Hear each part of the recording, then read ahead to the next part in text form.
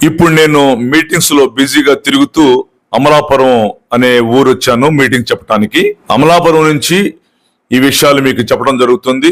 చెన్నై, తాడేపల్లి, భద్రాచలం నుంచి ఇప్పుడు ఈ ఊరు వచ్చి అండ్ హైదరాబాద్, ఆ తర్వాత ఒరిస్సా, చీరాల ఇవన్నీ వెళ్ళాలి. ఇంత బిజీగా ఉండి కూడా ఇప్పుడే మెసేజ్ చెప్పొచ్చాను.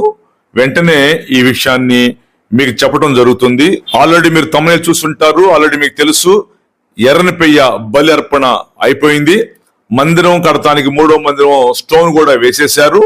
ఈ పరిణామాలన్నీ కూడా నేను కూడా ఒక 4-5 రోజుల నుంచి చూస్తూ వస్తున్నా యూట్యూబ్ లో. ఇంగ్లీష్ పాస్టర్స్, మన తెలుగు పాస్టర్స్ కొంతమంది, మన ఇండియాలో పాస్టర్లు కొంతమంది చేస్తున్న వీడియోలు 2-3 రోజుల నుంచి నేను కూడా చూస్తున్నప్పుడు కొన్ని వందల మంది వాట్సాప్ లో మెసేజ్లు, కొన్ని వందల మంది నాకు ఫోన్ చేయటం మొదలు పెట్టారు. ఈ మధ్య కాలంలో కొంచెం రెండవ రాకడ గురించి అండ్ ఈ విషయాలు నేను చెప్పడం తగ్గించా. ఎందుకంటే సంఘాలను బలపరుస్తూ ఆ మెసేజ్లే ఎక్కువ చెప్తూ అనేక జిల్లాలు తిరుగుతూ ఉన్నా. మన ఛానల్లో కూడా అయ్యే పెడుతున్నా. కానీ ఈ 2-3 రోజుల్లో విపరీతంగా ఈ ఎర్రనిపెయ్య వధించేసేశారు, బూడి చేసేశారు, అయిపోయింది. 3వ యెరూషలేము మందిరానికి పునాదిరా వేసేశారు. ఇట్లా చాలా మంది విపరీతంగా వీడియోలు చేస్తున్నప్పుడు ఈ విషయాన్ని చెప్పండి బాబురావు గారిని చాలా మంది అడగటంతో ఇంత బిజీగా ఉండి కూడా ఈ విషయాన్ని వీడియో చేయటం జరిగింది. భారతదేశంలో అసలు ఫస్ట్ ఈ ఎర్రనిపెయ్య, దాని ప్రవచనాలు, వాక్యంతో కూడిన వివరణ ఫస్ట్ మన దేశంలో నేనే ఇచ్చాను చాలా సంవత్సరాల క్రితం. అయితే ఈ ఎర్రనిపెయ్య గురించి ఈ 4 రోజుల్లో చాలా మంది పాస్టర్లు చెప్పారు. వాళ్ళ పేర్లు నేను ఇప్పుడు చెప్పను. ఇంగ్లీష్ పాస్టర్లు కూడా చాలా మంది చెప్పారు. కానీ నేను గమనించింది ఏంటంటే వాక్యానుసారమైన బిబ్లికల్ వివరణ లేకుండా వాళ్ళు నోటుతో పొడి మాటలు చెప్పారు.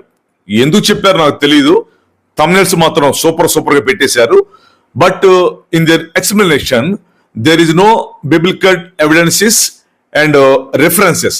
ఒకటే గుర్తుపెట్టుకోండి, కొండవీటి బాబురావు చెప్పినా, ఇంకోళ్ళు చెప్పినా వాక్యాధారం లేకపోతే మీరు అసలు యాక్సెప్ట్ చేయొద్దు. ఇదే బేస్.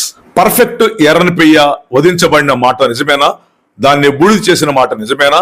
యెరూషలేము 3వ దేవాలయం కార్నర్ స్టోన్ పునాది రాయి వేసిన మాట నిజమేనా అనే విషయాలు నేను ఇప్పుడు మీకు చెప్పే ముందు సంచలనాత్మకమైనటువంటి వివరణ ఇప్పుడు ఇవ్వబోతున్నాం. ఒక్క పాయింట్ కూడా మీరు మిస్ అవ్వకుండా చక్కగా వినాలి. 2 వాక్య ఆధారాలు ఇప్పుడు మనం తీసుకుపోతున్నాం. చాలా ఉన్నాయి దీని గురించిన వివరణ.